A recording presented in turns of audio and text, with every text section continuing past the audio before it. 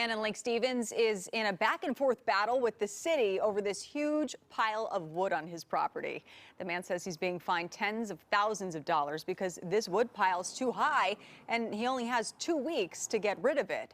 Now, the city claims it's a fire hazard. Matt Lorch is here to explain that this has really blown up into a huge controversy. We've seen this all over social media, too. Yeah, it's playing out on Facebook. So the man who owns the property, his name's Shane McDaniel. He says he's been collecting this wood since January. He and more than 100 other people split the wood. Then they donate it to people in need like veterans, single moms, and cancer patients. So here's where it gets complicated. McDaniel claims the city cut down a whole bunch of trees from a park, split the wood, and then dumped it at his property.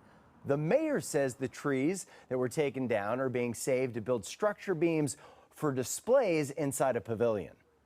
I got a call from the Public Works Director, Eric, asking me if I wanted the logs. I said, sure. And he said, well, we're really not supposed to do it, so keep it low key.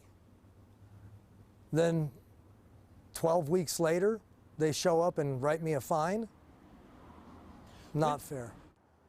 The mayor of Lake Stevens says the city never issued a fine. It only notified McDaniel about the fines he could face, and there are no plans to fine him. He says the goal is to remove the wood and is offering McDaniel some help. You know, if it doesn't move, I'll talk to Shane and say, hey, I got people that'll help move it and we'll get it going, and you just need to allow us to come in and load it up on trucks and move it out to people that need it. If he doesn't agree with that, then I'm not quite sure what we'll do, but it's not going to stay that way. So the mayor says the fire marshal is concerned about the size of the wood pile, and it doesn't allow access to the house if there's an emergency, and that is a fire hazard. McDaniel says he plans to have all the wood delivered by Christmas.